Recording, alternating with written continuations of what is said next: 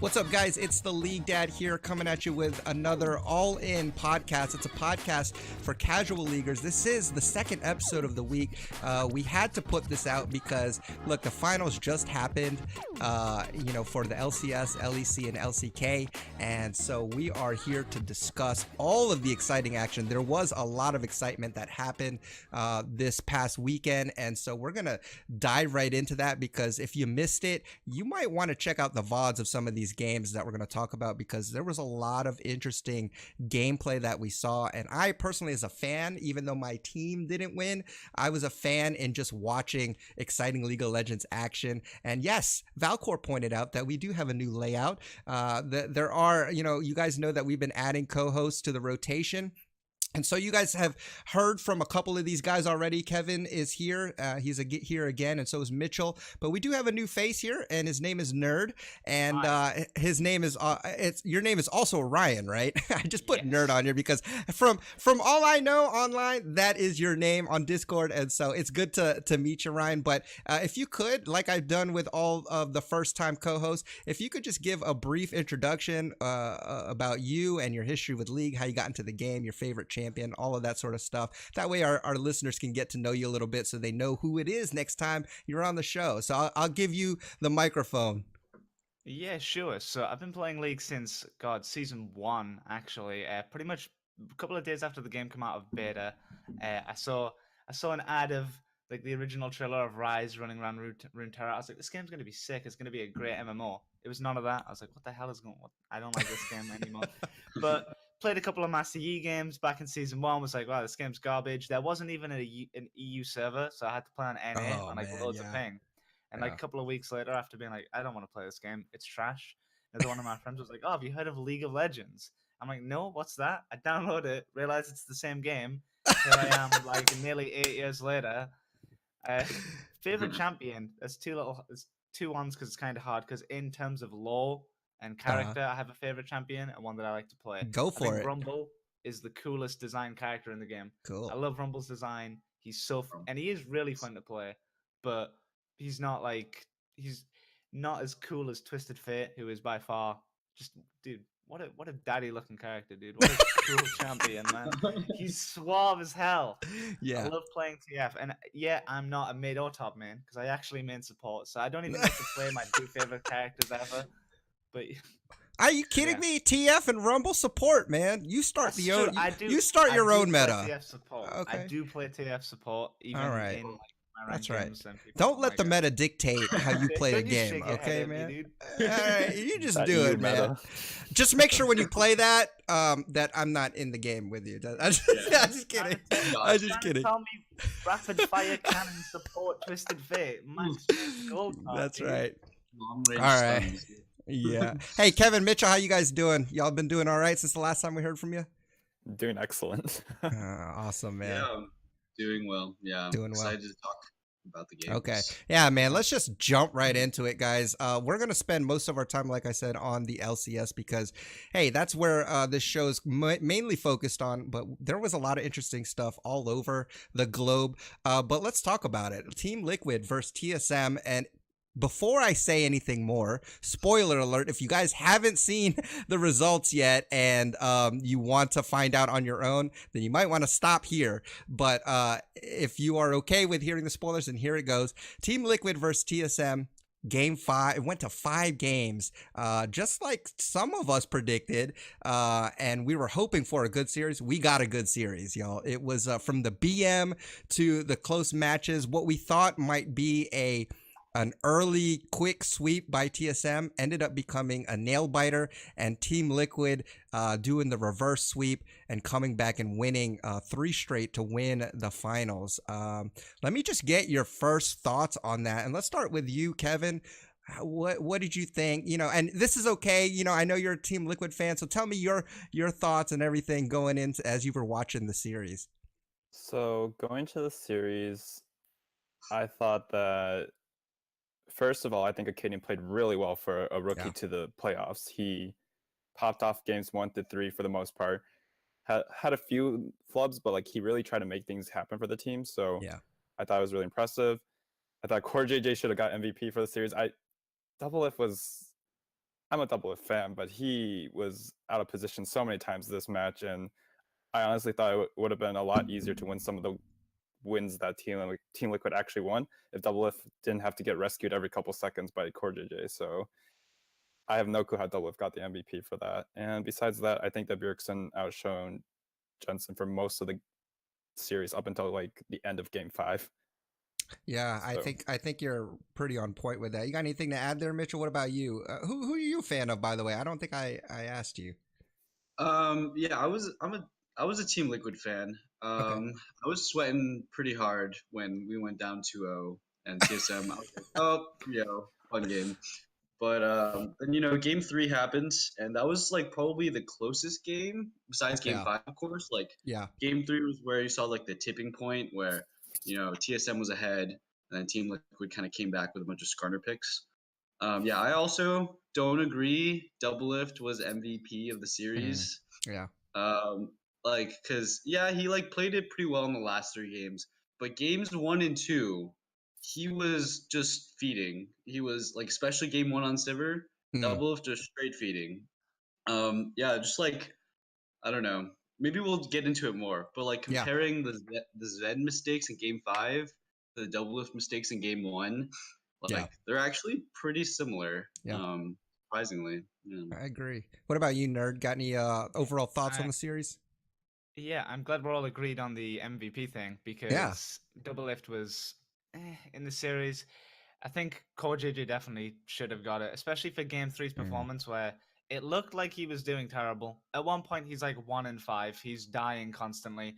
But if you're paying attention to what he's actually doing in the lane and how he's dying, he's saving Doublelift every single time. Yep. He's dying, but they're usually getting trade kills, or at least he's putting pressure down. He's the reason the Doublelift was like 45 CS up in the lane, which is a really big deal for the lane to keep them in that game.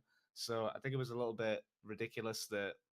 Then again, the MVP always goes to somebody that it's never meant to. It's kind of common narrative. Most popular vote. Cordelia died for his sins the whole game. It was it's sacrificial lamb. He's got to do it. He's a really good player. It's really like it shows in these games. Like he'll happily take the death and be like, it's whatever. This is what happened. That's what needs to happen. You don't see that in LCS that often. I also think that BB played fantastic throughout the entire series. We'll get into that for sure.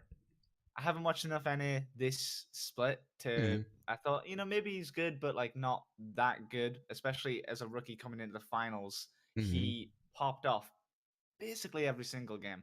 Yep, he's really good. I mean, I think if that was your first experience into watching Broken Blade, you would have thought that he was like world class because he was amazing in the and and it's been a nice progression just to see him coming in as a rookie throughout the season. You've seen him get better, learn more, and now we're actually starting to see that what he was touted as a heavy carry type player in solo queue, which is a solo queue god, and we're starting to see some of that shine when it's appropriate, and it's really exciting to watch. And just to reference again the MVP thing, I mean, Core JJ's Braum on Game 5 was incredible. I mean, he blocked, I think, every Ezreal ult. I don't even understand how he does that. And it was just it was a great counter also to Zoe as well. I think he just did a lot of things really well. And I agree, not just for the finals, but he's been MVP the whole time, just showing his game knowledge, showing just overall how you play the game properly. And I thought that was very evident in the entire series. So so what we're going to do here is we're just going to break down each game and go through games 1 through 5. It was a complete roller coaster because if you're a TSM fan, you were probably sitting pretty after the first 2 games, stomping them, winning well. I mean, they were actually pretty close early on, but I mean, just the fact that we went up too early, 2 games early was nice, and then game 3 I felt like was supposed to be ours, TSM's, and they kind of gave it away there, and the rest is history. But yes, to clarify, when I said BM, and I love this because as they were introducing the players from both Team Liquid and TSM, if you guys haven't seen it, you need to watch that. Find it on YouTube somewhere, because there's a clip of when they introduce Sven from TSM and Jensen from C9, and they go up there, and Jensen's, you know, I don't know if it's that Sven is tall or Jensen is short, or maybe a little bit of both. Sven's very tall.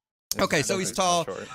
Yeah, but he was just basically kind of doing this motion, you know, as if he couldn't see Jensen because, you know, he was shorter. And so a little bit of, I like it. I love the trash talking. I like the BM, and BM stands for bad manners, just kind of trash talking, getting in his head a little bit. And even the BM in champ selects, hovering that echo, kind of referencing the big mistakes that that Jensen had made previously with echo, forgetting to ult and that sort of thing. So it was exciting, but you know, truth be told, that kind of came back to bite him in the butt. So let's go ahead and jump right into game 1.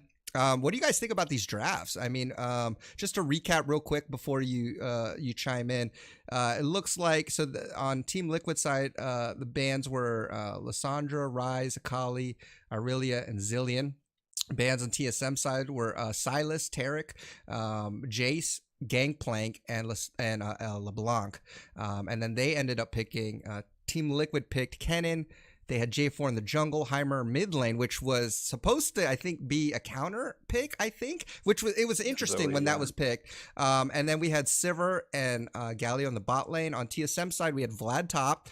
We had Rek'Sai in the jungle, which was huge for Acadian, I guess. And then we had Zoe mid lane, and then Varus and Tom Kench in the bottom lane. What are your guys' thoughts on this draft? And I'll open it up to any of you guys who wants to jump in. Well, I think the Heimerdinger pick is not even that bad. Like, in terms of what you're supposed to do with it, and like at least, you know, picking it in the draft, it was really well scouted. You know, it's meant to counter the Zoe in terms of like stopping her to being able to put pressure down in the lane specifically. Obviously, you can block the keys with the turrets, and that's about it. You push out. But we've seen in competitive, like, really good Heimerdinger plays for a short while when he was, I don't remember how long ago it was when he was being played bot lane all the time. But Jensen definitely didn't, he's not a proficient Heimerdinger player. It kind of just seemed like he was just, you know, like Heisendong, except Heisendong's really good at the champion, so that's almost like an insult. It's kind of like a random challenge, a solo queue player just picks Heimerdinger, like, you know what, I'll see how it goes, we'll try it. Didn't do too much with it. The rest of the comp, however, I think for Team Liquid side, really good in terms of what they usually pick in their late game scaling. They got a Sivir Galio Jarvan. They got Kennen as well for team fighting. Sivir Kennen works really well. Sivir Jarvan works really well. I think the small problem that came out of the drafts is that they let BB get Vlad, which we've seen him do really well on in the C9 series. I suppose he's probably got a good record in it in the regular split as well. Yeah. And they just kept letting him get Vladimir. Okay. What about you guys? So I think that on paper, Team Liquid's draft was actually pretty decent. Like, I think that if you actually looked at the early parts of the game, Impact actually got a lead in lane. He was 2-1-0 after a 2v1 dive and after Acadian misplayed early game. And he built the Gunblade, which is actually a pretty good lane counter because you can out-sustain and like out-push the Vlad while still getting the team fights in. I think that the major problems this game were, one, Doublelift was building like, he built like a Maw and a QSS as his final 2 items. He didn't have Grievous Wounds, and he was the only one who could consistently attack Vladimir. So I'm watching this Vlad just heal up to full health every time they take a fight because Jensen just doesn't know how to play Heimer. He said in an interview that was like his third. True. He had played like 3 games of Heimer or something like that, and that he had heard it was a lane counter, so he might as well do it. But the man like could not time a portal jump stun grenade ult. Like, he just missed it every time. Like, he was slow Zoe, but that's useless. Yeah. So it was a little disappointing from Jensen's side. I think that actually the game looked pretty close for a lot of it, and TSM played it better. Broken Blade popped off at the end, and Acadium had some nerves early game, but he did a lot better afterward. I don't know if you guys remember that Blast Plant play, though, when he was like level 5, he went top, and he missed Blast Plant. He just tunneled through, and then he's just like, all right, I'm going to feed this level 6 Kennen while my Vlad's level 5. Yeah. Oh, right, then. I do. Jesus. Yeah, that's terrible. That was I mean, he looked great the rest of the game. That was like, oof. First game jitters. Any thoughts on the draft there, Mitchell? On the draft, it does look good on paper, but we were actually talking about this right before the video, Uh-huh. and NA teams cannot execute on Galio J4. They just can't do it.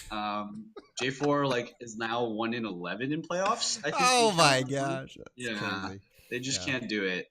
Galio is 1 in 6 in the finals. The only win being from Mata. Hmm. Um, Origin lost both their games on Galio. Um, TSM lost 2 games on Galio, and TL lost 1 game on Galio. Like, they just don't. They can't play it well enough. Yeah. We're just not good enough. Yeah.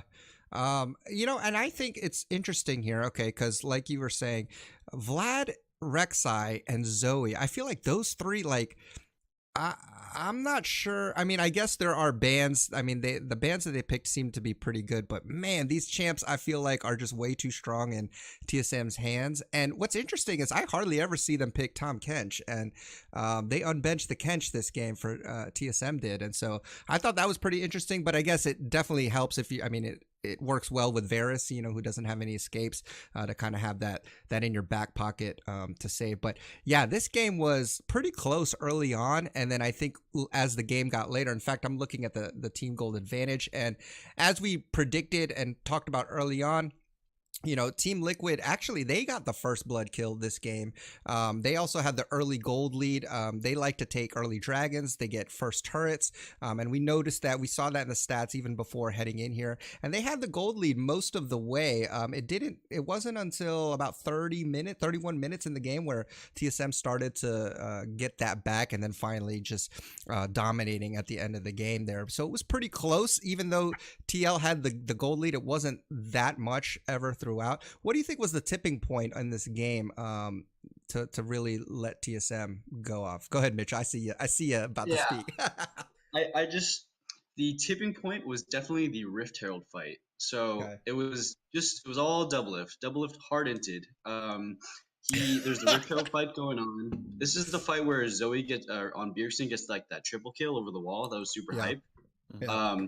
If you watch like the beginning of that fight, double lift he TPs in and he just runs straight in front of Bjergsen, gets hit by a Q, gets hit by a bubble, and then dies. He does nothing Yep. the entire fight. And that was just like, double lift, what are you doing? He Exactly. just TP'd into his death. So I really think like TL was up about 2K during that fight, I think. And then they just lost it all. Bjergsen gets a triple. I think they gave over some like bounty or some gold shutdowns. Like it was just that Yeah. fight really turned it into TSM's favor. Okay. Yeah, What about I you would guys? agree. You guys agree? Yeah, I Yeah. agree. Well, I agree, and I also think it was that fight in conjunction with the fight at 24 minutes where Jensen gets 1v4 assassinated by Rek'Sai with his flash Oh, up. And I'm looking at this, I'm like, what? And so Yeah. like even though they get 2 kills afterward, they actually get wiped by BB and I forgot who else was in that fight, but BB just comes over and he just wipes the rest of them because they have Right. no other DPS apparently. And Yeah. I feel like those fights, like the Team L comp, if they get Baron, they very clearly should be able to win because Varus can't wave clear safely against Baron minions. Zoe sucks against Baron minions, and Vlad is okay, but it just like really stifles the comp from TSM. But they threw away that lead at Rift Trail and it snowballed into another fight at 24 minutes, and it was just kind of disgusting to watch after that. Yeah, I agree. I mean, Tails' win condition in this game is literally just don't die early. Yeah. Don't get too behind. Get Mhm. into their usual mid late. Get the Baron. They've got Cloud Drake on their side and they've got Sivir. Just you don't even have to 1-3-1. You can send somebody mid, push people in bot or to one of the side lanes, and then rotate out like with Cloud Drake and Baron. And it's a very simple part of League of Legends that they had to play. And every time they went to an objective, it felt like they were just losing team fights for some reason or another. And then obviously, next thing you know, Vladimir's got 5 kills, and then it doesn't matter what you do because the Vladimir has 5 kills and he's a little bit, let's say, overtuned. Oh, So, absolutely. Yeah, and I what do think you do then? I mean, if I, I have a bad memory because I'm old, but for me, what I remember the most is just Vlad popping off towards the end. I mean, it's to be expected, right? Because Vlad's a late game champ. He does a lot of AOE damage. And just to throw this out there, out of the damage distribution here, Broken Blade had almost 37% of the team's total damage for TSM, and that's just incredible. And he definitely displayed kind of that carry potential that we've been hearing about, over his time in the Turkish league. And so it was pretty interesting to watch. What are your thoughts on those Vlad plays? It's the fight at 24 minutes that we talked about, where he just flash Zhonya's and gets he just it's first of all unbelievably well played. Second of all, what the hell is Vlad damage? Oh my god! Yeah, Champion does it's let nuts. you do a lot of free nutty stuff with pool, though. You can get out of a lot of bad situations and swap out engages. Definitely. So I guess it's you could argue that it's a little bit of an easier champion, but it definitely has to play on that level, to play that well. You do need a relatively good skill cap to be able to move in and out and know when you're going to go in. I think that BB's like a really proficient Vlad player, and I don't see that many in NA. Like I think again before the show we talked about Impact pick Vlad in the last game, and it wasn't that that much. And I think like seeing, they mentioned this too in the casters did, but what you noticed with the Vlad is that he knew that like there were times where it looked like the fight was over or something, and he would just continue because he knew that he had the damage to finish a couple more people off, even when it looked like the fight may have gone Team Liquid's way. And that was pretty cool to see him understand that and know that I could take these guys out. And so that was pretty neat to see. Kevin, Mitchell, you guys got thoughts on the Vlad plays? Yeah, I think the Vlad was a pretty good pick. Although we saw that if he doesn't get a bunch of kills in game 3, he became pretty useless. Sure. So I guess we'll get to game 3 eventually. I just wanted to talk about one more thing that happened in game 1. I know what it is. This is another double lift throw. So I don't know if you guys remember. But double lift. So they were TL was dancing around Baron, and then TSM was pushing down mid lane, and then double lift just decides to walk up kind of by himself, and then Bjergsen, he just goes up to him and just ignites him, and like I think he gets an exhaust on him or something. And then you see double lift like, oh, I'm in the wrong place, and he just like flashes, ults, everything, runs out, and he still dies. And then his whole team gets wiped, and then TSM gets Baron. So that was like very similar to like kind of Sven running in and dying to the team. Except like almost worse because he got no damage off. He just died. Exactly. Yep. Yeah, there was like no semblance of a good play. Like even if he got autos off on Zoe, he never would have succeeded there. So there's just no reason to it. Yeah, he was just being a monkey. So I think we're in consensus then. Double lift throws game 1. Pretty much TSM with Broken Blade carried it too. So Broken Blade carried. Okay. All right. Monkey plays from game 1. Something that I just remembered that I just it was baffling.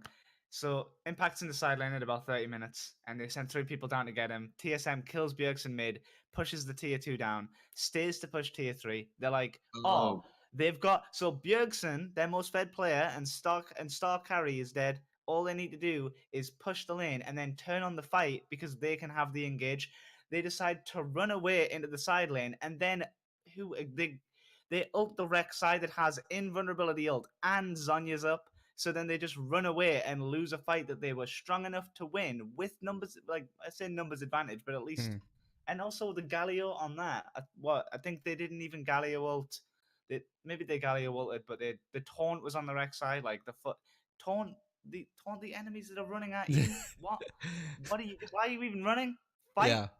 You can win that fight, and then you lose from there. You just give up the game. They didn't want to take any fight. TL were so scared to fight in that game all the time. They just chose to give up objectives. It was agreed.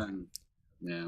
All right, let's move on to game 2 because lots of action to talk about. But keep mentioning those double lift throws because I love them. I love hearing about that. That's the only consolation that I get as a TSM fan. So I'll take those when I can get them. Yeah. All right. A generous man. He's a generous man. All right, so game 2, here we go. This again went TSM's way. Kind of a similar story as far as kind of being close early on, and then TSM kind of taking it away there at the end. Let's just take a look at the picks real quick. So TSM had they had Irelia top lane, they had Hecarim jungle, they had Lux in the mid lane with Bjergsen, which I thought was a nice counter to Zoe. Then they had Sonateric in the bot lane, which I frankly was surprised to see them play. I didn't think they would actually bust it out, but they did. And then on Team Liquid side, they had Ken in the top lane again. They had Rek'Sai this time in the jungle. They had Zoe, so Jensen had Zoe. And then they had Ashe Zyra in the bot lane to try to counter this Sonateric. Didn't do as well as I thought it might. And so yeah, let's talk about that draft. What do you guys think there?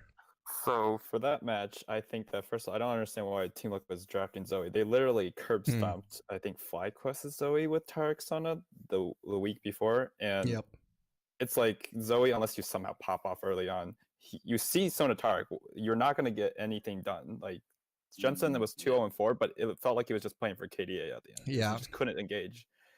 And I think that Ashe Zyra was an interesting idea. I think that that's a pretty good kill lane, and I think they should have had a lot of pressure early game. We'll go into it after we talk about post draft, but I think they misplayed the lane. Okay. And Xmithy was kind of non-existent on Rek'Sai for the most part. There was. Totally agree. Yeah, I think that the Kennen pick is fine. They needed Engage to like just smash that combo before they got too big. Yeah. But Bjergsen played that Lux really well. So. Yeah, I really enjoyed that. Out of nowhere. I was like, yeah, it was out of nowhere. What is that? Yep. I enjoyed that. Absolutely. Okay, what else do you guys think? Draft. No, you go. Ahead. Okay, I'll go. I saw polite guys. I was watching Bjergsen's stream a little while ago, and he actually said Lux was a good pick in the Zoe, and I was like, oh, interesting. And then he brought it out, and I was like, oh, that's cool. Much better than Jensen's Heimerdinger. Oh my god. Yeah. So absolutely. Jensen's Zoe is also just not even that good. Not good. Yeah. I didn't even think it was good against FlyQuest either. When he solo killed Bull Belcher, I was like, that's not even that good. Yeah. He gave him that. Jensen's a lot better on other champs. Sure. Yeah, I think the draft was just straight up like hands down in TSM's favor. You see it in game. Like Hecarim can 2v1 the backline. That's like never good. He did well, it over and over again. Hecarim with the Sonateric also is ridiculously broken. I mean, you just put the ult on Hecarim, he goes in. You can't stop that, and so that's definitely a combination that's nuts. What about you, Kevin? Thoughts on the draft? I mean, nerd. Sorry. Yeah, I was gonna say. I was like, no. I was like, Kevin already answered. No, nerd. I can keep going all day, but no. I mostly agree with what's being said. I actually do think the Ashe Zyra was a good pick in terms of counter playing the Tarek Sona. It was just a bit of execution. And the Zoe pick also it just makes no sense in their comp. If you think about what they're trying to do, again, Team Liquid are like a late game scaling team. They like to play mid to late and usually out team fight people. Ashe and Zyra, pretty damn good for that kind of thing, although Ashe is an engage support, engage AD carry, sorry. But she still has good team fighting once she's fed. She does a hell of a lot of damage. If you get the Kennen ult in there, you've got a lot of combo CC, and then Zoe's in there. And Zoe doesn't really pick into these team fights. She's very pick orientated. And though you could use the Ashe ult for picks, it's not going to happen. And then you look at the TSM draft and you go, I thought Team Liquid had a pretty decent standard League of Legends draft, but they're just playing against Hecarim and Aurelia. They just let Aurelia through, and their bans weren't that much different. What did they ban differently? Are you talking about Team Liquid? Yeah. Team Liquid banned Sylas, Jace, Lissandra, Zillion, and Akali. Compared to what the Game 1 bans, because Game 1 bans it was similar. They banned Lissandra, Akali, Ryze, Zillion, and Ryze. I think Sylas has to be a red side ban, and I think that's why that's in there, because Sylas was banned in every single game. I remember that. Banning Lissandra, though, I'm not too sure, especially once, you look at game 3, I guess it's hindsight, but you get Lissandra goes through and they win that game.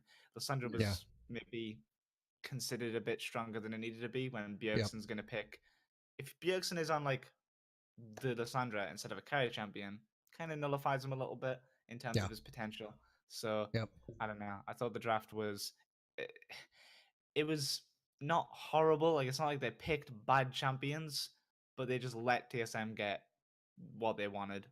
Yeah, I and think it was I think I want to highlight too. Yeah, like first of all, seeing the Lux pick was crazy because we haven't seen Lux in competitive, and can't even remember the last time. 2013, But 2014. not even that. But Bjergsen played her really well. And then like and the combination with Jensen and Zoe not being that great too was pretty. It pretty much negated that Zoe pick altogether. So that's something that I had noticed there too with their pick. Now let's talk about the game itself. TSM actually got first blood this time, which we know that they typically do get first bloods, and so they did this time. They didn't get it in game one. Now Team Liquid, they got first turret again. That's typically their MO. They also got first dragon. So as far as play style, it seemed to play pretty much like how they normally play. I was surprised that TSM picked blue side. Were you guys surprised by that at all? Because they, like I said, favor red side. They win a lot of games on red side. And this game, they got to pick their side, and they picked blue side. Is there any particular reason you think they might have done that?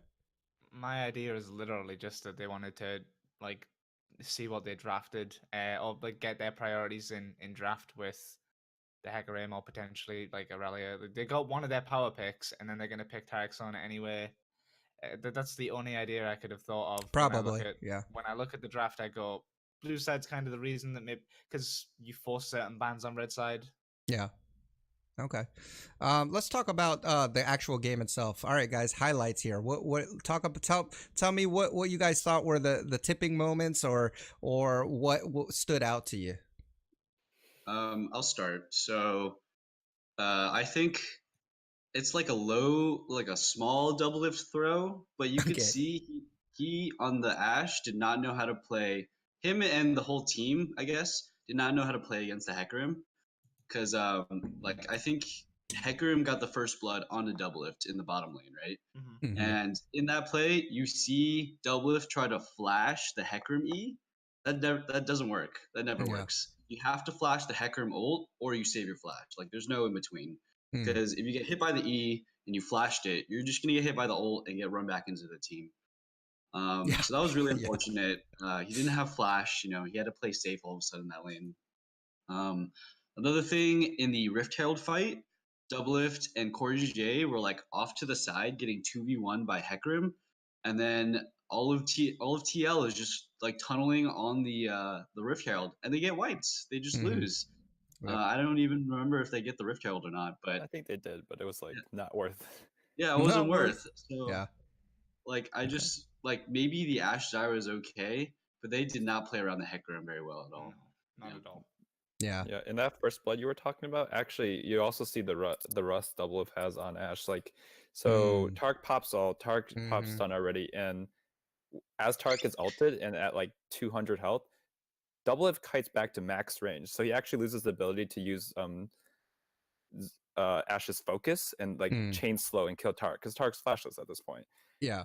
And so he actually ends up losing that first kill, overextending, and then Hecarim runs in and runs him down. Yeah. This is like, if that lane just goes like, if he's just like any, like top level AD carry, he should be getting that kill and maybe even a second one. But instead, he just gets baited out. Tark gets to buff up the Hecarim. Hecarim just wipes them, which snowballs their comp. Like that lane should not be winning early game. Yeah. That's a good point because the Ashe Zyra pick is meant to take down the Tarek early, which is kind of one of the ways you beat it, and it didn't really succeed. What else, Nerd? Did you have any highlights or tipping points? I think the bot lane started off okay. It's just that again, as we say, when you look at the gank, the first gank, that kind of throws off everything. They get their little CS lead that they need, but then just kind of shows the Doublelift can't play Ashe. I do think that Team Liquid were actually equal in gold at about 25 minutes and had more dragons.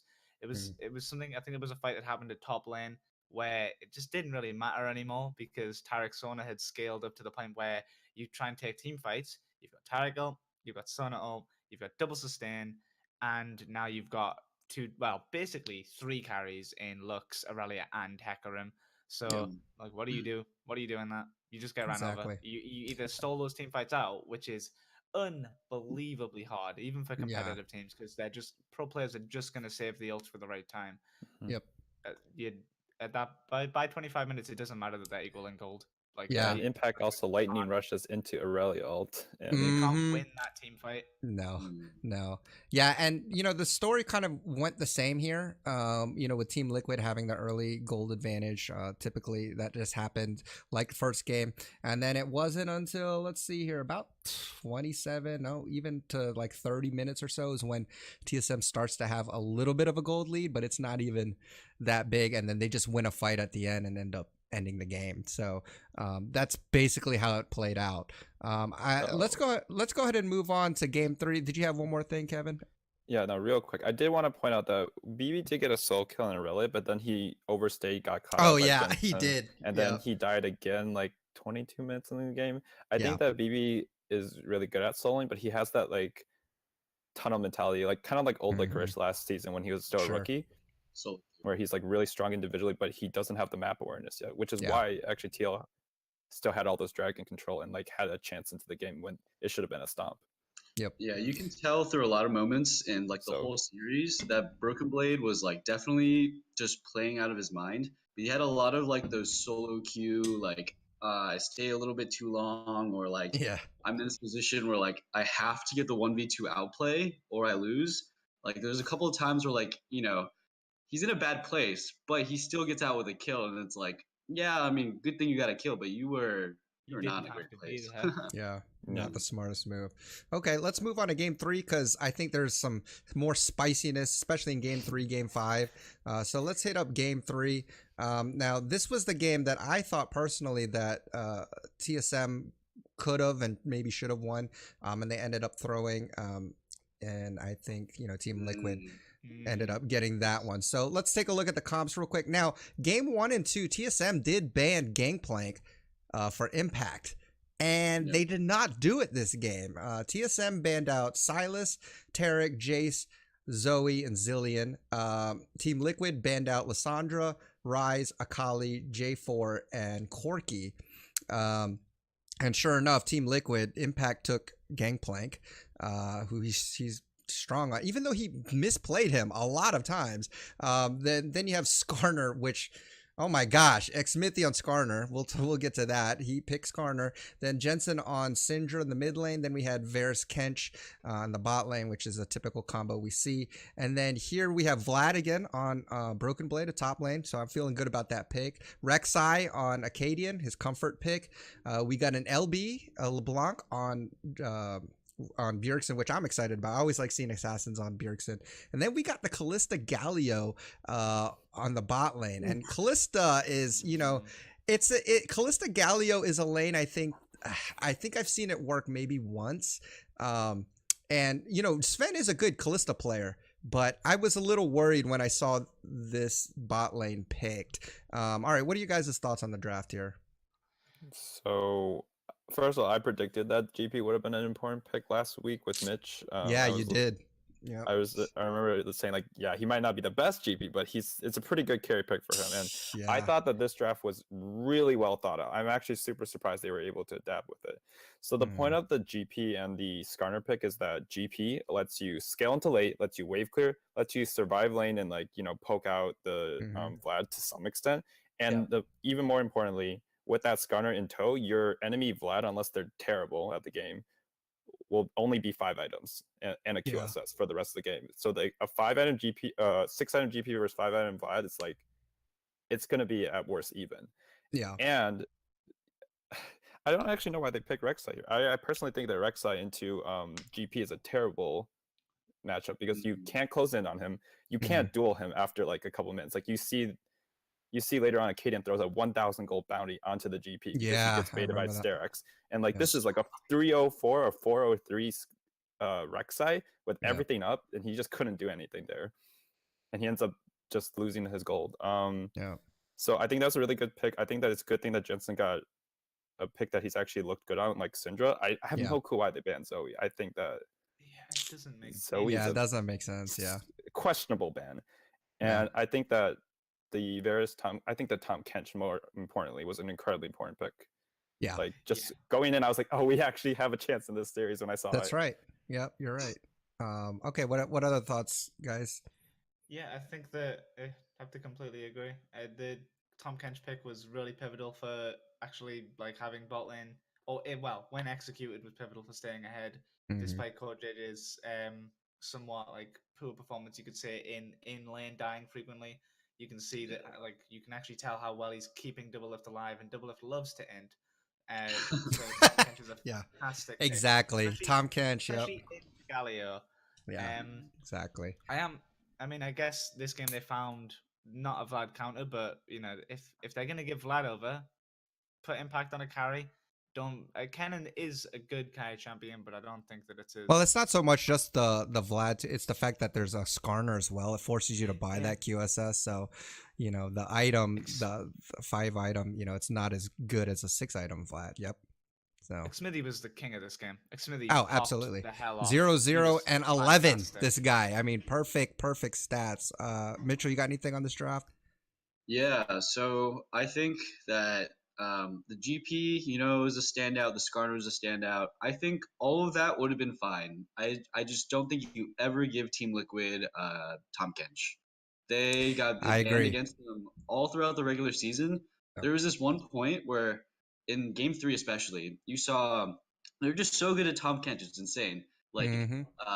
Doublelift and Tom Kench, they were hitting the mid turret of TSM, while the 3 of Team Liquid were just like dancing around the Elder Dragon. And it was like they have this perfect split. Like, you go, if you try to, you can engage on the 3 of TL, so you're just losing your mid tower. And if you actually commit to the Elder Dragon, then they can just, you know, Tom Kench ult to the Elder Dragon fight from, you know, pushing in mid lane. Like, they're just way too good at Tom Kench. Like, Mhm. I think they could have figured out the GP, but they could not figure out the Well, the it's Tom like Kench. you said, the double lift throws are going to be, you know, rarer now because you got the Tom Kench to basically save you when you're mispositioning. And yeah, it's surprising that I don't remember if he was banned in the other games. I don't think he was. He was but, banned and then picked away. So yeah. Yeah, Okay, that's why. That's right. 100% pick ban That's in right. this series. Yeah. So I think there's a couple of flaws. One, yeah, the GP, not banning GP, not banning the Kench, or getting rid of those. I think those were fatal mistakes. And I think you give Double Lift a chance, you know, to not miss position, and then, you know, you give him a little sliver, and he's gonna unleash, and he's gonna Take the whole go series, crazy. yeah. Yeah, basically, and that's exactly what we saw here. And you know, the Skarner pick again, like that forces look QSS on 4 of their players. 4 of their players. 5,200 gold. That's insane. You force that item on 4 of your players. It's nuts. I'm surprised. I mean, okay, they let it go this game, but we'll talk about some of the later games on why the heck it got through. But one thing I also wanted to say too is, yes, you know, you already talked about how, you know, he got the Rek'Sai, but why? Why did Acadian get the Rek'Sai? And again, he did well early, but you know, trusting him to be the one that's going to carry you is, again, to me, a little shaky because you're giving him all this gold, but again, we saw how he kind of threw that away in some of the fights there. So let's talk about the game real quickly. I just wanted to point out that in this game, you remember the first game, Vlad, Broken Blade did about 36% of his team's damage. Right here, GP Impact ended up doing almost 40% of Team Liquid's damage. He was popping off on the, and like I said, this wasn't even like, there were a lot of misplays that I saw just as far as him missing barrels and doing this sort of thing. I mean, it's not the easiest, but again, yeah, but the thing is, what an amazing champion later game. It's like you can't really do anything. So guys, let's talk about this game. What are your thoughts on here? So the Rek'Sai, I think Crumbs mentioned it on the analyst desk. This was a very different Vladimir and a very different Rek'Sai from game 1, where we saw the same 2 champions. Instead of Vladimir getting all the kills, Rek'Sai got all the kills. And everybody knows Rek'Sai with a bunch of kills. I think he was 5-1 or 5-0 before he gave a 1K shutdown gold. Yeah, it's just you can't take the kills, man. You just can't do it. Okay. Like, I know it's hard to not want to take the kills because you just do so much damage, but it's a part of playing competitive. Sometimes you just have Yeah. to be like, I just got to give the kill over. Yeah. Yeah, so that was a bummer. There's a lot of solo queue-esque plays, like Mhm. you know, Acadian going for that solo kill onto Impact and then getting just completely surrounded. There's also Double the Lift did the same thing. yeah, Double Lift, BB did the same thing to kill Double Lift, where he just walks into the jungle, yeah. flashes over, Mhm. gets collapsed immediately. That was Yeah. a double lift baited Broken Blade so hard out of that bush. And then you chased him. Then Yeah. Galio died after that too. Yeah. I'm not sure if it was intentional, but it was a bait, I guess. Yeah, Yeah. he got baited. Yeah. Well, you can see, like, as that's happening, Skarner is coming down to that same bush. So like Yeah. there's some communication there. I would like to mention the QSS tax. It's really interesting because yeah, it's like you pay 1,300 and it's kind of a sink. Almost like 1,300 gold to make a champion useless in the early game. Yeah. You know? Yep. True. So you saw it in game 5. Everybody bought a QSS super early, and then you can actually afford that because TL didn't get ahead in gold. TSM were for the first time in the series ahead in gold in Ahead. game 5. Yeah. Yeah. And then the QSS tax worked. Like Yep. Skarner was useless in the early game. So Yep. I don't know. I think it's a viable strategy to just build Oh, QSS. oh, for sure. It's just it's a double-edged sword, double-edged sword for sure. Yeah. All right. What else? I Do also you wanted guys to got other mention thoughts? the yeah, I also wanted to mention real quickly before Ryan continues goes on. I just wanted to mention that one play I bought is where my friends and I were like, I think Zen just tilted there because he gave up first turret. Yeah. There was a Herald top and he's hitting the turret. He's going to get it. And he's like, you know what? I'm gonna let the turret last hit some I minions. And I was saw like, that. Oh yeah. I saw if that was that. me, my mental would have just gone boom. I was just like, I cannot. Even the believe that was so casters were level. like, "What? He stopped hitting the turret." They're like, yeah, he gets first turret here. Good job. And then What? Yeah. Yeah. all you gotta do is click top, and you can. I don't I know. remember that. So Yeah. I thought that was an awful play. I agree with everything that Mitch said earlier. Like those were just, it was painful Yep. to watch. And I think they just pulled off a reverse funnel strategy. They just gave the money to Rek'Sai, funneled it over to GP, and then Yeah. And then that was Reverse it. funnel. Rest is over. Yeah. Exactly. All right, think Ryan.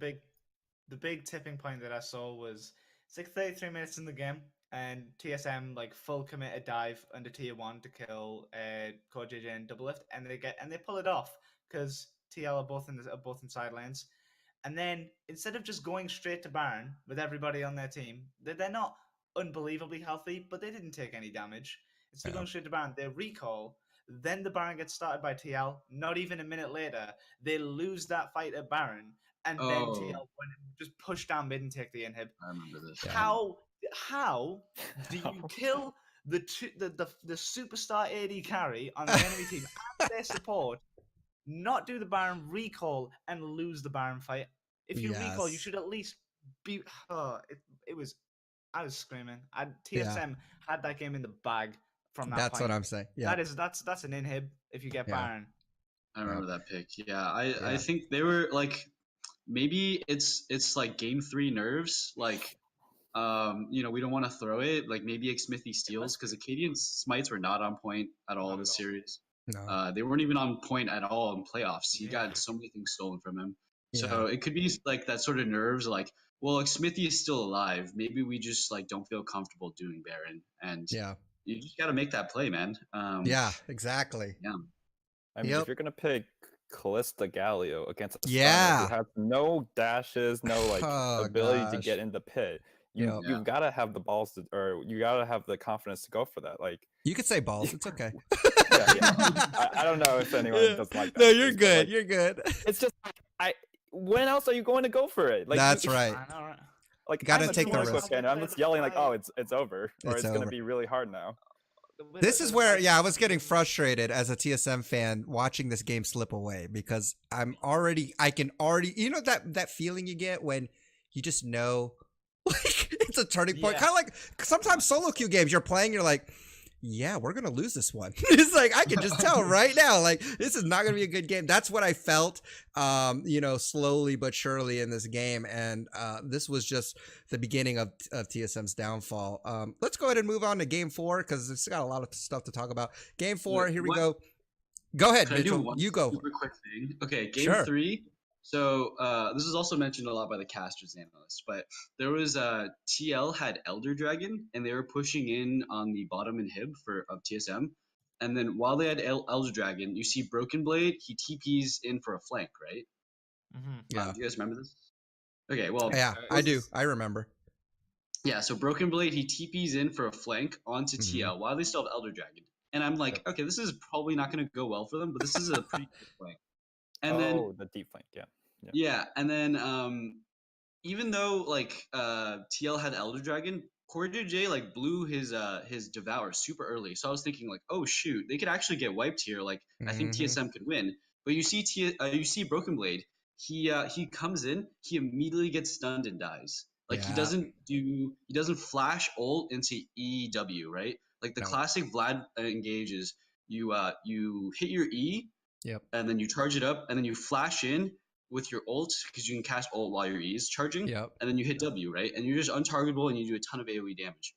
But he doesn't do any of that, and he gets stunned and He gets immediately stunned. dies. That's right. And it's like, oh man. And then TL just wins the game right off that fight, and that was really unfortunate Yeah. because you could have waited 40 seconds for Elder to come off, or Broken Blade could have obviously mechanically executed a bit better, but Yep. yeah, that was really close to just being a TSM 3-0, like very, very close. Yeah. Yeah, you could see BB was trying to maximize his burst in the mode before he went into his pool, but he just didn't click pool. So he actually, I watched the replay, and I'm pretty sure there's at least a few frames where he could pool there at the end. He just didn't expect the burst at the end, which is I remember watching that and just face palming, going, okay, this one's done.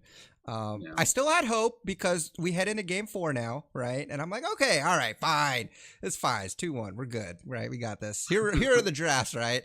All right, TSM's on the blue side, Team Liquid on red side. TSM bans out Rise. They're smart enough to ban out GP this time.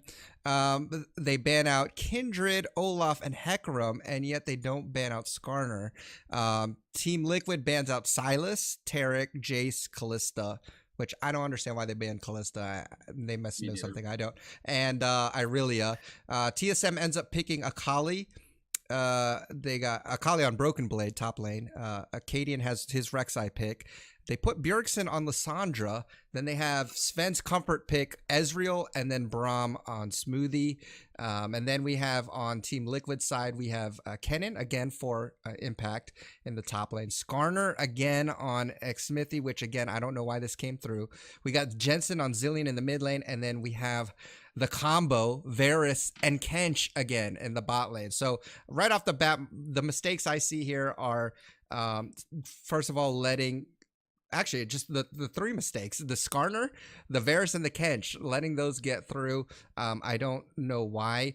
And then also the other thing is I like Akali. I like Akali better on Bjergsen. But I'm just gonna that's all it is. But other than that, what did you guys think of this draft? I think it was terrible from TSM's side. Terrible draft. Sorry. Terrible. If you're gonna let Kench go, I think you just first pick Kench. You're on blue side. First pick Kench. They instead first pick Lissandra, and we were talking about before. Lissandra's a bait. He could have played it well, but Bjergsen actually did not play Lissandra very well at all either. No. So that was unfortunate. Yeah. Other draft things that are notable. Let me look at it again. I actually think the I don't know, man. I don't think the Skarner was that bad, but they just didn't pay the QSS tax like early enough. I think if they just all bought QSSs early enough, it still would have been okay. It would have looked more like Game 5, where Skarner was pretty useless until late game. Hard to say when you especially because if you're on Lissandra, you're pushing in your wave, roaming, and then not getting ganks off. I mean, you just don't have the gold to get a QSS, right? So hard to say. It's true. Okay, what do you guys think? Uh, Hey, nerd, I think your mic's off, my friend. Oh, you gotta move your thing down. no, there's just no audio coming from it. I don't know what happened. Oh, that's fine. Oh. All right, go ahead, Kevin, while he's getting that situated. Yeah, so I actually think that the reason why they avoided the QSS text for this game is if you've ever actually played Skarner, Mhm. playing it into Alessandra's a nightmare. You don't want to drag her in. You don't Sure. like. There's almost no situation where that's like bueno for the team. And Lissandra can just hit a W, and your righteous glory or whatever you build on Skarner is just nullified. So Mm. I think that's why, for the most part, they wanted to avoid that. I think that whatchamacallit, for the most part, the draft was actually okay on paper. They were just missing some very key factors. They had no wave clear on their team comp besides Bjergsen. Yeah. Oh wait, this is pre nerf, so it's actually okay. That's okay. Yeah, it's But fine. Yep. yeah, but Thanks. I don't know what the Ezreal priority was about either. I think this was like Yeah. them being a little shell shocked about the game before, and they just picked super safe, super comfort. Super Yeah. comfort. The only yep. risk in this comp was Akali, I guess, and I guess Rek'Sai. I'm not a big fan of Rek'Sai, but Yeah. I mean, we did say last week, so not to like be a hypocrite. We did say last week that That's his Acadian pick. on Rek'Sai was very effective. Yeah. It just seemed that TL had a lot more game plans ready for this than For them. C9 did at the time. And maybe that's what they were thinking too. Is they saw the Skarner. Maybe TSM figured, well, we have a answer for Skarner, and maybe the Lissandra. I don't know. So Yep. maybe Yeah. they were thinking that. I guess. I don't know, but I feel like even previously, X Smithy's always had a really good record on Skarner, I believe. Yeah. So I don't know. Like I feel like sometimes when those people get those champs, you just ban them because they're good on them for a reason, for whatever it is. So nerd, is your mic working now? Do you got Yeah, audio? I believe Okay, so. there we go. All right. Right. So I look at the draft and I go, Mhm. all right, I can kind of maybe in my mind I can at least give away and understand why Tom Kench is still open and why they're like okay with Skarner being picked. And it's because they almost won that game and they go, all Mhm. right, it was an execution flaw, it wasn't a draft flaw. Mhm. And then Jensen gets his 9-1 Zillion, and I go, Mm. they've now got Mhm. Zillion Tom Kench, and you Yeah. have Lissandra as a defensive pick, and you pick Ezreal as a defensive. You now have Yeah. what does TSM's comp do? Because the Akali is to kill Yeah. the AD, but that's never gonna happen with Tom Nope. Kench Zillion on the board. You've just lost It's the game. good. Yeah, it's a lot of questions. Yeah, and absolutely. Rek'Sai never wants to play into Zillion either. You can't kill with your execute, which takes like Nope. a second and a half to actually go through. Once Zillion throws one E onto your Rek'Sai, she's just sitting there dead in the water, which is like part of the reason why he's 2-6-0. Yep. And like we see how awful it is even early game where they try to do that level 4 dive under tower, and Yeah, Skarner just moseys on over, gets a double stun, and the rest is history. that was Yep. this game was TSM tilting all over the map. This Oh, yeah. game was pretty cut and dry. There was no back and forth. This was Team Liquid No. all the way. I mean, they had the gold advantage from the very first few minutes, and this game ended in like 25 minutes, and it's just a nice like curve. Like you just see their gold going up and up and up. Was there any standout moments? I mean, this was pretty cut and dry, but is there anything y'all wanted to point out? I thought Impact played it really well. Okay. There was that one 3v1 dive in the top lane. You Yeah. had like Rek'Sai. Oh, you had yes. Chloe, It was you had good. It Lissandra. was I really remember And wanting to then- hit the TV there. Yep.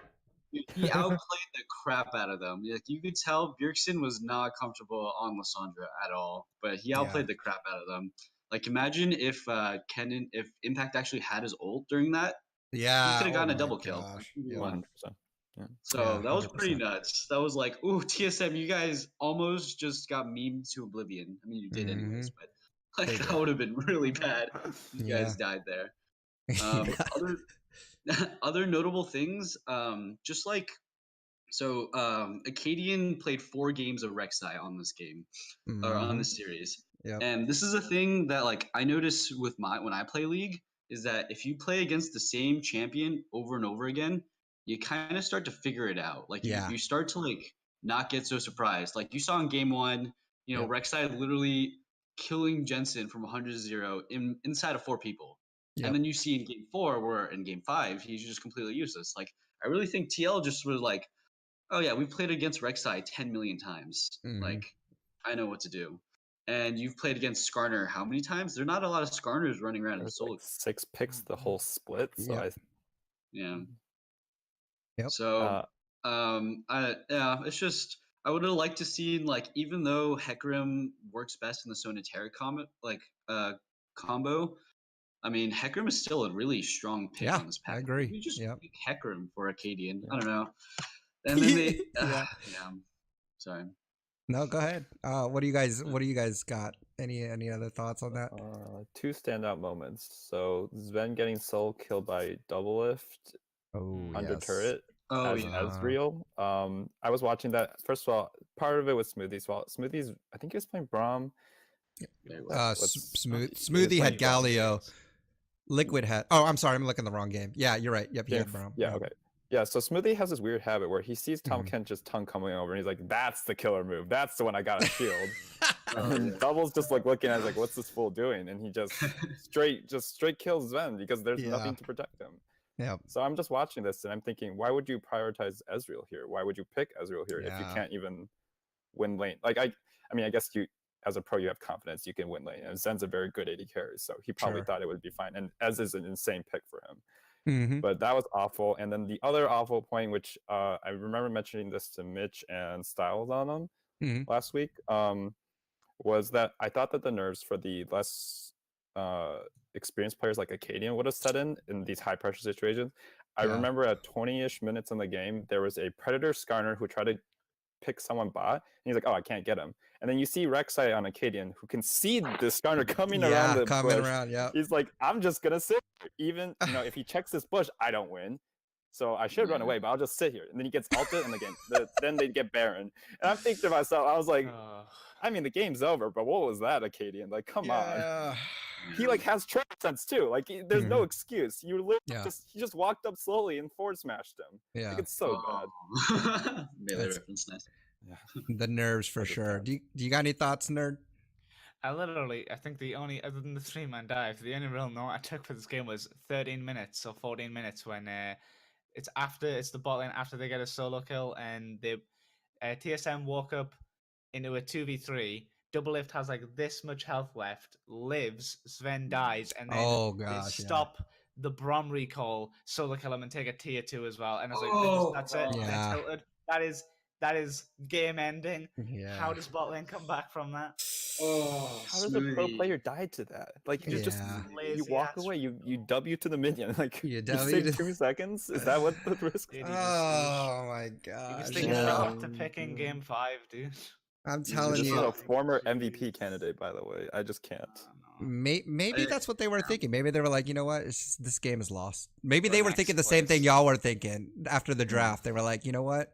We just messed this up. They were like, game 5, let's start thinking ahead. Speaking of that, let's go to game 5. Obviously, this is the game where Team Liquid wins it all. So I still had TSM on my brain. It was still wishful thinking for me.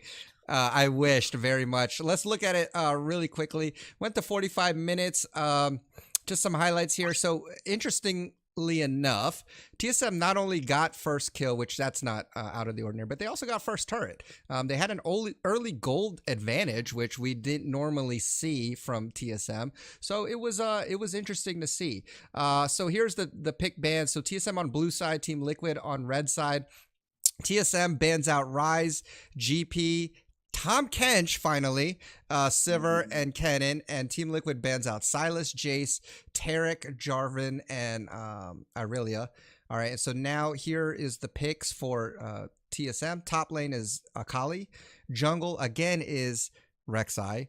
Mid lane is Zoe for Bjergsen. And then we have Ezreal Galio this time in the bot lane. For Team Liquid, top lane, we have Impact on Vlad. Jungle, again, is Xmithy on Skarner. LeBlanc for Jensen in the mid lane. And then Kaiser Braum in the bot lane. All right, guys, unleash it. What are your thoughts on this final draft? The draft was, I think, a lot better for TSM in this game. The Zoe Ezreal combo is really powerful. Yep. Really happy they banned GP and Tom Kench. Yes. In the previous games, TSM was banning Kindred and Kindred didn't show up in the series at all. So that Mhm. was like, oh wait, you probably could have dropped the Kindred ban earlier and been banning Tom Kench earlier, still, and maybe you wouldn't be at Game 5. But here we are, and they finally figured out they needed to ban the Tom Kench. Yeah. I didn't like the last pick Rek'Sai. They saved Acadian's pick for last for TSM, and they still Mhm. picked Rek'Sai. I thought they were gonna come out with something weird, and then they're Yeah. like, "We're just gonna pick Rek'Sai anyways." So that was the only thing for the draft, really. Yep. Everything was pretty expected. 2 comfort picks too. We got Acadian and on on Rek'Sai, and then Sven on Ezreal. So 2 comfort picks there. All right, Kevin, what about you? Thoughts draft? So my thoughts on draft were that I thought that the Zoe pick on Bjergsen was a good idea. I think that for the most part, you can put a lot of pressure with that Zoe and look for picks for like Akali to go in or Ezreal to snipe. Mm-hmm. Since they were already keen on picking Ezreal, I think Ezreal was picked on the same rotation. I thought first pick Galio was really out of the blue. I Yeah. don't know what the priority for that was. Like, I don't think Core JJ ever picked Galio during that whole No, he series. picked Galio game 1. Oh, game 1. Okay. Well, Yeah. I wasn't very convinced by that, but I'm not sure what Yeah. the point of it was, because the problem with Galio is, like, in theory, Galio and Rek'Sai can do a really good engage, or Broken Blade and Galio can do a good engage, but I pretty much never saw an aggressive Galio ult past like the first 15 minutes of the game. Yeah. So it just felt like they weren't. The pick was good. It was good globally. Yeah. It's actually like very high priority in other regions, or at least it was coming up into finals weekend. But they didn't know how to execute on it, and it showed in the Calista game, and I think it showed to some extent this game too. All I remember is Smoothie getting one shot by like LeBlanc, because he walked up when his W was on cooldown. So Yep. What do you think was going to happen? Yeah, what do you think was gonna happen? Yeah. That's right. All right, nerd, go ahead. Yeah, I don't have too much to say about the draft Okay. outside of I look at like TL's draft and I'm like, yeah, they got this time. They've got impact on a carry in the Vlad, which is what they should have done. Which is what they won their game with GP. Yep. So, and also taking Vlad away from TSM's pretty good. The LeBlanc and the Zoe. LeBlanc's supposed to win that matchup, I believe, or at least do favorably. But of course, it's Jensen, so he just doesn't beat Bjergsen. He can't do it. Yeah. And of course, the Brom was excellent, especially since TSM definitely should have picked up Brom in first rotation, but they didn't. Yeah, And they didn't. I guess Smoothie felt like he didn't do very good the game before. I don't know. Yeah, I think for me the biggest, and so what I was scratching my head on a little bit was the Akali and then the Vlad matchup. So I get it, right? I think they're expecting or trying to win the game early here, but it's game 5, and in my opinion, game 5 everybody is playing super safe. That nobody wants to make that first mistake. Everybody wants to just kind of, make sure they don't make any mistakes and then hopefully win it at the end. And so if that's the if that's, that's what I'm thinking, I'm not sure why the Akali pick is there over getting someone like Vlad, who is that late game monster and yes, Vlad was getting kind of pooped on early, but you kind of know that at some point Vlad is going to pop off. And for me, that was a big, you saw it later. And in my opinion, if you're playing Akali at this point later in the game, I feel like the only hope is to just try to keep splitting a side lane or something like that. Because in team fights, I didn't feel like Akali was going to be able to do anything. And then secondly, the Braum pick was, in my mind, just a big counter to, Ezreal and even to Zoe. Just such an amazing pick against those two. So those 2 picks for me were interesting. And then again, giving Xmithy the Skarner just doesn't make sense to me. I don't care even if you play the QSS tax. It's avoidable. In my opinion, you ban out GP, Kench, but I'll give them Sivir. I'll give them Kennen. I'll give them Rise. I would not give Xmithy Skarner. That's my thinking, especially since they lost 2 games on it. And so let's go through the gameplay here. Like I said, TSM actually did take the early gold advantage, which was surprising. And that was a healthy change for me. I was like, okay, maybe they're going to change the pace up, kind of change it up a little bit. And then, of course, we know what happens. It starts to go later into the game. This game went to 45 minutes. So again, late game, you got a Vlad on your team. It's gonna, and a Kai'Sa. and a Braum. I mean, it's just that team comp is just pretty scary to me. What were the standout moments for y'all? So I just wanted to mention with the Rise ban, I don't think you ever give Rise. Rise is OP and competitive, really, It's really true. OP and competitive. So I wouldn't blame TSM for keeping the Rise ban, but definitely, the Skarner. I don't know. I'm on the boat of you don't ban the Skarner. I don't think it was like that crazy Okay. good, Mm-hmm. but whatever. It's hard to say. Um, oh wait, what was it? I lost my point. All right, someone else talk. I lost my point. I got you. I think that the thing that's crazy about this game is I look at, like, you say that TSM had an early goal lead, but they had a goal lead all the way up until like post 30 minutes, where they Yeah, it's had true. 4 dragons, Yeah. they had double Infernal, Yep. Cloud, and Ocean. They're sitting at like a 6k gold lead. They're Yep. they're 8-3. Their carries are fed, or at least Bjergsen and their ball lane are Mm-hmm. fed, and they still lose this game. They still go, oh, let's just find the wrong fight. I can't even Yeah. remember what it is, other than Sven inning a Baron, the very obvious. Like, I can't believe he literally just walks in and ints. Mm-hmm. How did they Oh do boy. it? How did they go from do we even a talk game about that it? they should have this? I feel like they're just so tilted after games 2 and 3 and 4 that they're just like, oh, they start. Their mental is ready to immediately at any point. I Yeah. think, yeah, Cadian was really a non-factor in the last Mm-hmm. 3 games. It's very Absolutely. unfortunate. Yep. Also, back to the draft. I remember what I was gonna say. It TSM ran this comp in the regular season a lot of times. The Zoe Mm-hmm. Ezreal, but they always had it with the Braum. They always had it Zoe Ezreal Braum because Braum Mm-hmm. is their hard counter, of course. Yep. But then, yeah, the mistake in the draft was, first picking Galio instead of first picking Braum. I think it's a first pick Braum is Big totally mistake. fine. Yeah. And yeah, you gave over the Galio. Hindsight's 2020 though, but Of course. Yep. yeah. Yeah. I Throughout say Kevin. the hindsight's 2020, but they yeah. did have. It's not even like they didn't have first pick and didn't go. Oh, we didn't think about Brom. They just Yeah. chose not to pick it. It's Yeah, true. It had to be intentional. They just played the last game. Like Yeah. Sure. uh for for me it was like, I mean, first I saw Impact was like he had his Meteos moment this game, I feel like. The Mhm. Meteos Lee Sin from season Oh, 6 or 7. Jesus, 60 minutes. Yeah, I'm like watching Impact Taking and it he down. like, first of all, he has this flash up. He definitely could at least pressure a colleague, but he just dies. And Yeah. I think BB played it really well and confidently, but Impact's like, there's no reason to like risk dying there. He could have just Yeah. flashed under turret and at least get the collie under turret so that she could die. press W earlier. He didn't Yeah, even press press W W. in that fight Yeah, at all. he didn't I thought press it was on W. CD or something. Yeah. Other huge points in the game, just core JJ. Yeah, how you can block that many Ezreal. It's like this man Yeah. probably had his camera locked onto the Ezreal instead of his own team. Yeah. He just like, every time a sleepy bubble, mostly especially the true shot barrages, but even sleepy bubbles or Qs, he Yep. was just there.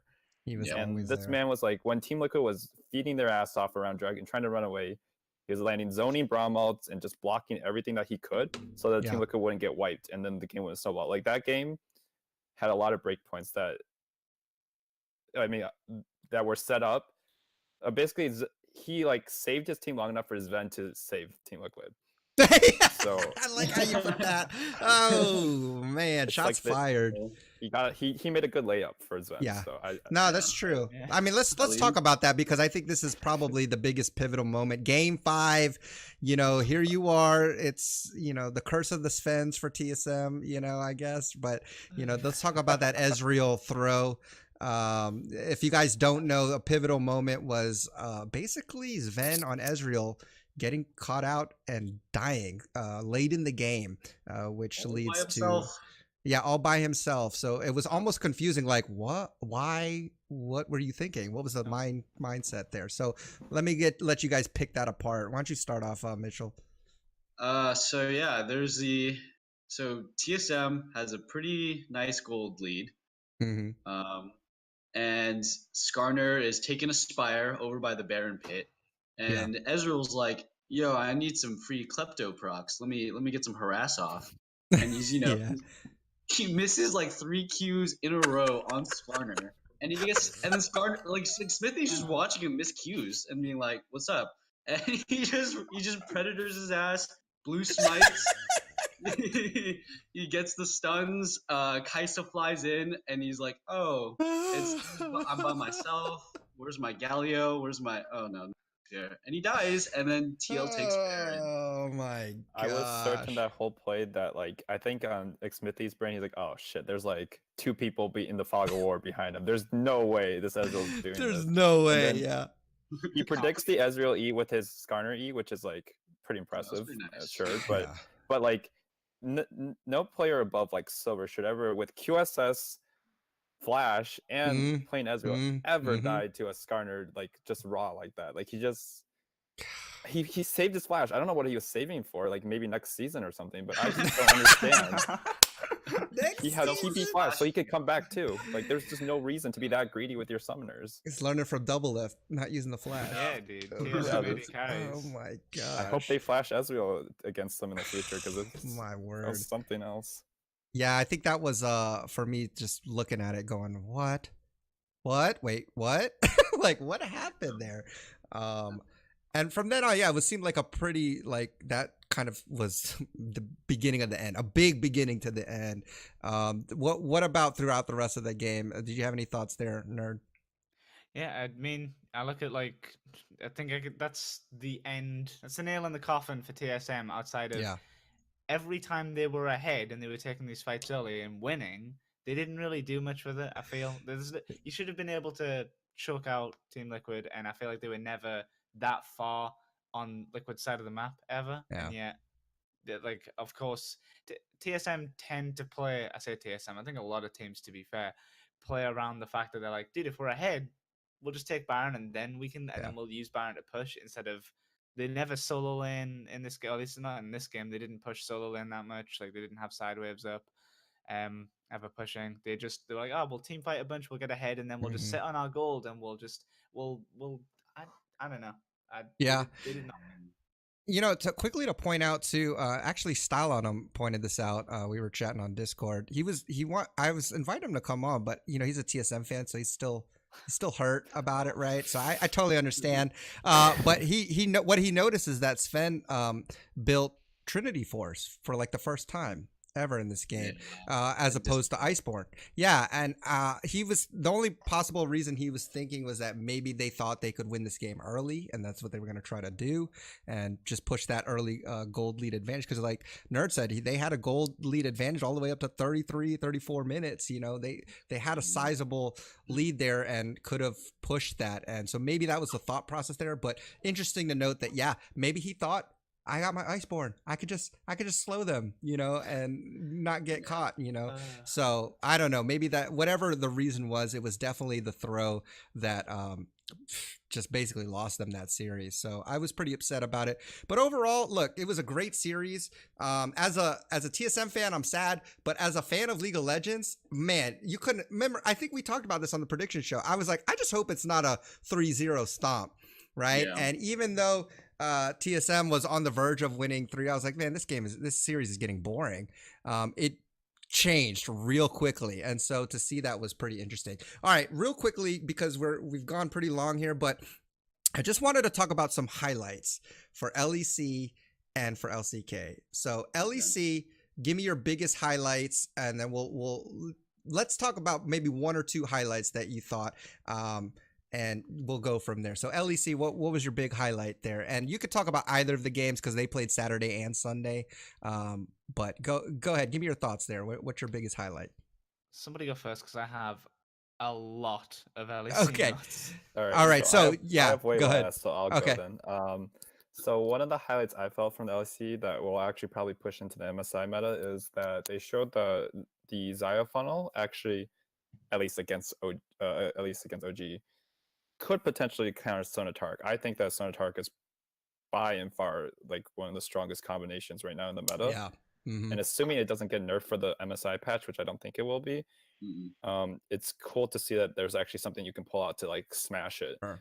I'm also really impressed by, well, not impressed. I'm actually really relieved that they showed that Perks can actually still play carries like really hard and be played around, because G2 is really powerful. I mean, they have Caps and Wonder who are incredible. Amazing. Laners. Yeah. So showing that Perks can be a threat and maybe even like something that you have to be scared of in draft is really a good sign for LEC going to MSI. Yeah. Absolutely. Besides that, OG looked pretty weak throughout the rest of the Yeah. series. I mean, if you want highlights, we can just like watch a montage. But to Right. me, to see there, it just looked like G2 styled on them for most of the games. You know, just really to quickly throw out a stat there, I believe it was the quickest LEC finals. Yeah. It's like Well, 74 minutes. And yeah, the it was really previous quick. was 104. It was Yeah. So it was crazy. pretty obvious stomp there. Okay, let's start with you, Mitchell, so that I'll let you gather your thoughts there, nerd, since I know you had a lot. Yeah. So go ahead, Mitchell. Okay. Well, yeah, OG got outclassed or OG choked. I don't know. Looking at OG's games, I always thought they were a really good team, but of course G2 is freaking insane. So Yeah, they're um, really good. yeah, the Zio final. Not much to say besides like looking at what they're gonna look like at MSI. You know, just diversity in the draft and being Yeah, able to execute well absolutely. for a team like G2. You Yep. know, like contrasting to what we've been talking about. Team Liquid going into MSI, they look pretty outclassed. Yeah. PL, they don't play a Kali or Aurelia. That's a big Mhm. deal. Every other MSI team plays a Kali and Aurelia. They don't they don't like do super well with carries in the top. Like, you know, the Impact can play GP and Kennen, but like not like god tier level like Aurelia Wonder or like Yeah. Vladimir Broken Blade stuff. So yeah, G2's looking crazy. She's Yeah. looking pretty damn good. All right, One thing I nerd. wanted to throw in Oh, there go real ahead. quick before Ryan speaks Sure. or Nerd speaks is they left Rise up every game this series, and I'm very confused on what LEC is thinking because Yeah. like I think G2 got it. Oh no, Nuke Duck got it game 1, but G2 got it the other 2 games, and it's just like Rise is 100% pick ban. You watch SKT versus Griffin, you see like 4 shields in a 12-second team fight that are like 400 or higher. It's insane. Yep. So I think that OG might have also been a little bit poor at drafting, but even with a good draft, I think that they couldn't really salvage this game. So I don't know if Nice. G2 is just so strong or if OG just was a bad matchup into G2. But yeah, Okay. go ahead, Ryan. Yeah. All right. Sorry. Trying to show a little bit of European pride, but I think to look at the series and go, oh, OG play, oh, OG were OG bad, were they outclassed? I think it's a case of they came into the series expecting some standard League of Legends that they can play. They weren't really outclassed is correct, but not entirely, because if they're playing like a regular game of League of Legends, then they're not going to get caught off. And they're also, despite having loads of veteran players, unbelievably I feel like I mentioned competitive tilt a lot, but in playoffs it's particularly important because we look at people like Yankos, who until even this win, he was notably a choker in playoffs and did terribly. This man played insane in game 1. Yeah. He played so well. There's a play where they know that they know that they've taken red, or they take OG's red, so they know that Skarner's going to walk down. Is it Skarner? It's not Skarner. It's Nocturne. They look the same. Nocturne, yeah. They know that Nocturne is going to go to their red, so he walks all the way over to red and calls it so that his bot lane moves up, and they wait for him to get red so they can kill him and translate it into Infernal Drake, which is really simple. But they could have just fought for the red. They could have just said, "Oh, I want my red buff." They throw red over to get a kill and a fire Drake. Pretty confident that's a Jangust call. That was really good in terms of just setting up early game. Impressive. Yeah. Pua Alfari, despite being really good, got absolutely, mind my language, dicked on this game, Yeah. this series. He sure did. It's Couldn't do fitting. anything. Just Yep. not. There's so many things in game 1 that showed that OG were probably just not going to win the series. They spent so much time ganking top. They sent 4 ganks topside in 10 minutes. They only got 2 kills out of it. I think they traded kills in that time as well. And even with the 2 kills, Alfari was 50 CS down Yeah. on Hecarim to Aurelia. Yep. And I think the casters were like, oh, that's kind of a difficult matchup. Aurelia pushes out. And I'm like, it's not that difficult of a matchup. You don't, not to the point where you're going to be 50 CS down. Yeah. Bot was Right. bot. They pick Sonataric. They're frozen out on bot lane. They still are equal in gold on the bot lane as well, because Frost Queen is a little. I want to say it's broken because it's a support item that generates gold, and I don't want my items to be nerfed. But they're somehow like not down in gold, even though they're stuck out. Like OG constantly found themselves just in doing the wrong thing. They didn't play. They picked the Nocturne into Sonataric. I think it's actually really good because you can ult in if you power farm early enough. I'll get 6 just before the bot lane does. You can get a good level 6 gank off bot lane Yeah. and take out Sonataric with relative ease because they Yeah. don't have damage and you have spell shield, so they can't CC you. It's not, and you can lane gank that. That's not very Yeah. hard to gank in on them. Yep.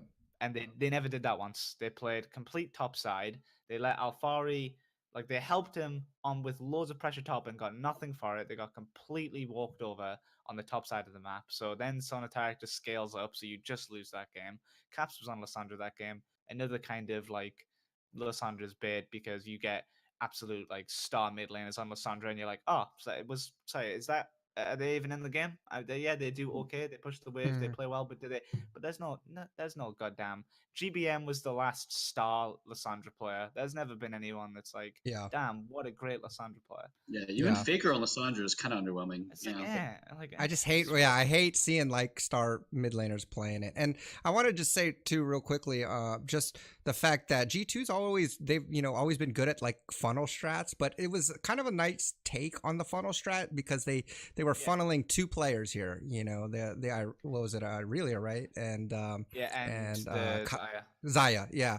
So I mean, it was interesting to see that, and the fact that they could roam all over the place, just the rotations and the teleports that they had. It was Rise. I'm sorry. Yeah, it was Rise. So it was Rise and Xayah. it was interesting just to see their map movements as well with the teleports. It's just extremely coordinated. And what I'm interested to see at MSI is I'm looking at this team and I'm like, when they were drafting that game 2, I was like, who the heck is going where? What the heck is happening? Like, how do you draft? And if you haven't like played against them either, this is an international tournament, right? So like, you've never played against them before. You don't really know. You can watch a lot of gameplay, but I'm excited I've maybe become a fanboy of G2 just from that series, just because I want to see what they'll come up with. And Wonder, you mentioned, is, I mean, you always talk about Cavs because obviously he's like the MVP, and Perks is good, but Wonder is amazing. Oh my gosh, he's good. And fantastic. I gotta say that I think the fact that he is as good as he is a big reason why they can pull stuff off like this, because you got 3 people who can pretty much play anything. So you never know. I mean, Caps on Pyke was like 7-0 and something. I mean, it was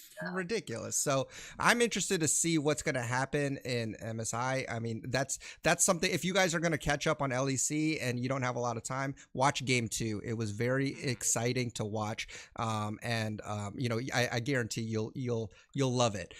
Let's talk lastly, LCK. I mean, not much to say there. I think maybe it was a stomp. SKT won 3-0 really quickly. It was 3-0, right? I think I said that correct. 3-0. But I think I just do want to mention the pick, the Taliyah Pantheon pick twice twice by Griffin. And I know I don't know who mentioned this, if it was on the show last time, but was it you, Mitchell, that mentioned that it's weird that the first place team in LCK, they don't play for like a month. I can't remember that. Yeah.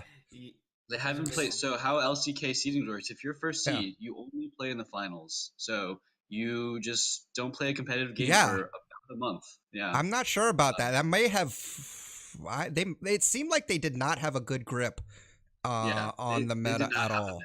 No. So I'll let you guys talk on that real quickly, but I wanted to point that out. What were your guys' thoughts on LCK real quick? Go ahead. Oh, okay. So I watched quite a bit of LCK, and so actually I think they mentioned this on the cast too, but this is like one of the comps that they run in Challenger on BBQ, I believe, Alice's team.